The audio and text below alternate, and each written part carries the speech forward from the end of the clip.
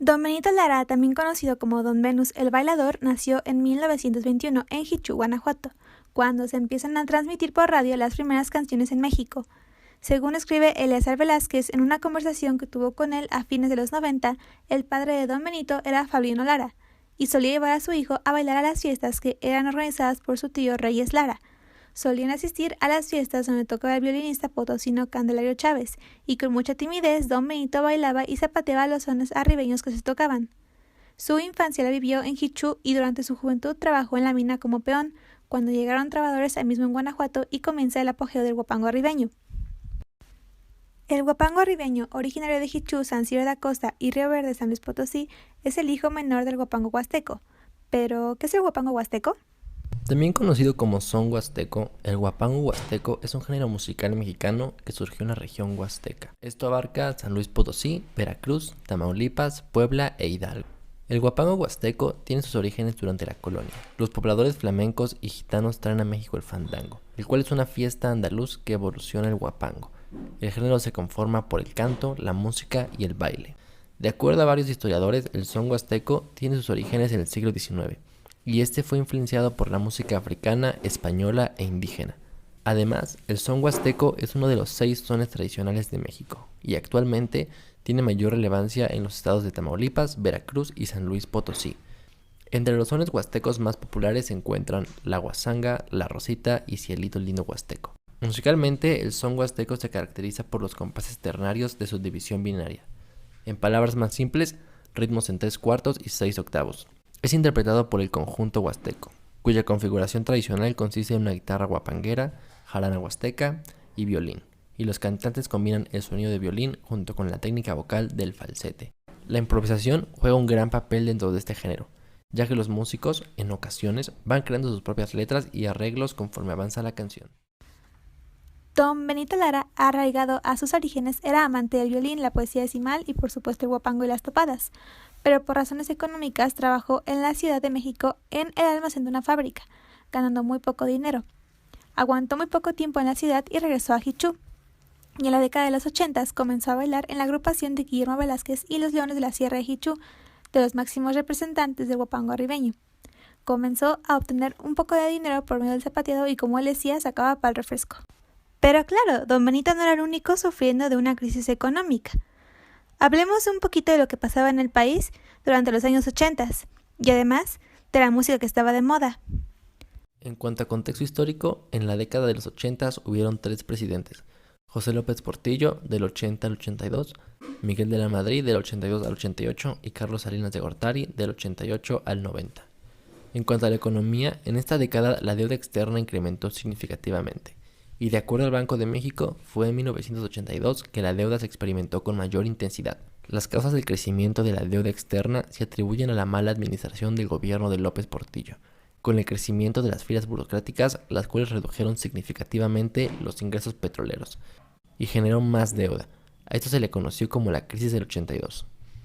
Aunado a esto, el 19 de septiembre de 1985, un terremoto azotó a México, destruyendo múltiples construcciones, y de acuerdo al diario El País, México requirió un 2.39% de su Producto Interno Bruto para recuperarse. La tasa de inflación promedio en México entre el 80 y el 2021 ha sido del 20.69% anual. 2 de los acontecimientos más importantes en esta década fueron el terremoto de 1985, el cual tuvo una magnitud de 8.1 grados en la escala de Richter, y ha sido un acontecimiento que hoy en día sigue en la memoria de los mexicanos y mexicanas.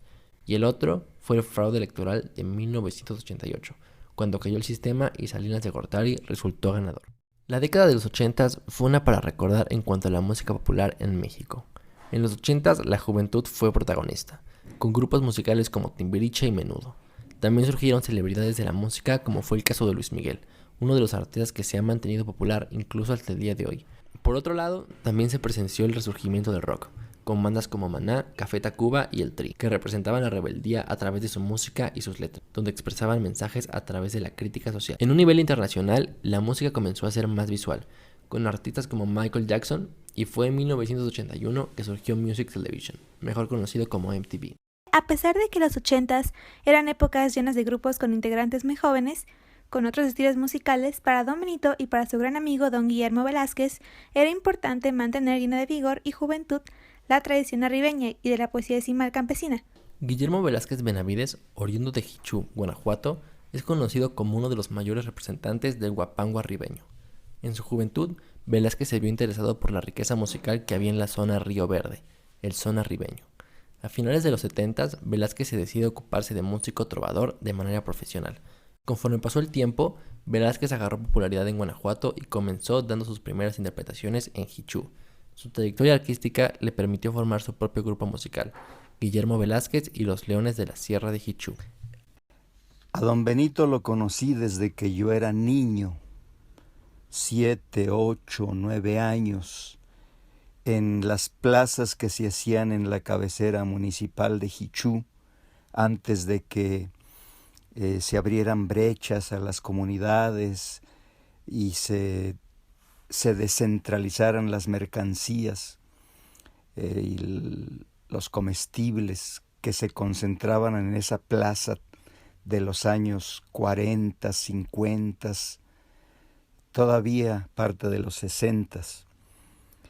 En esa plaza que concentraba la gente de los ranchos, conocí a don Benito tocando su violín en la calle, con una pañoleta en el pescuezo, un paño colorado, su violín, sus bigotes característicos, y cantando a la gente por lo que le quisieran dar, con un garbo y una alegría contagiosa.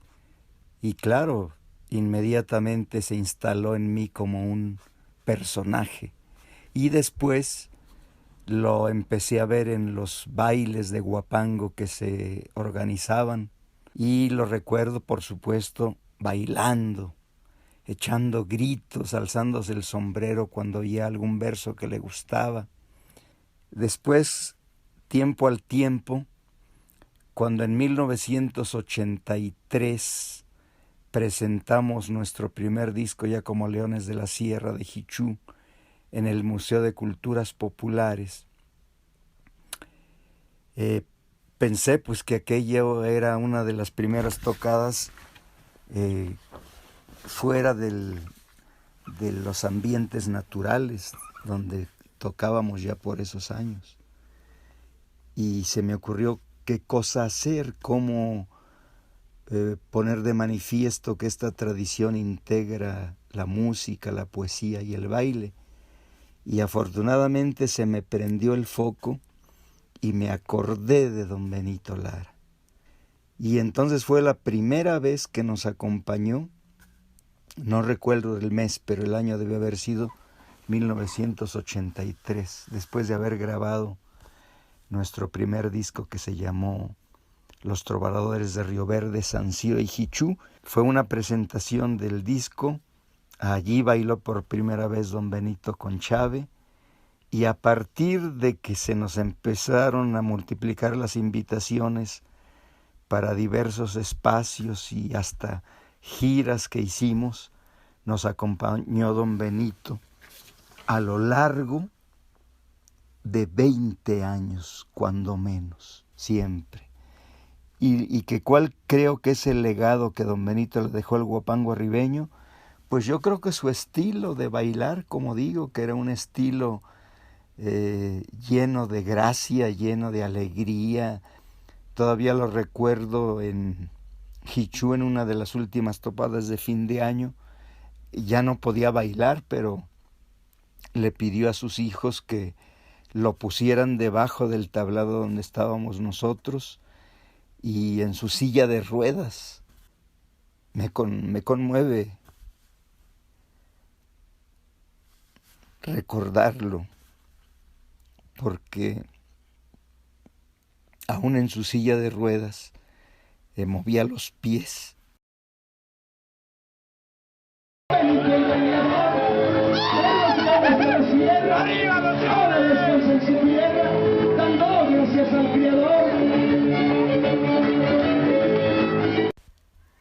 Al igual que para don Benito, para mí es importante el poder del baile, la poesía y la tradición, Mi motivación más grande es seguir cultivando la importancia de la palabra escrita.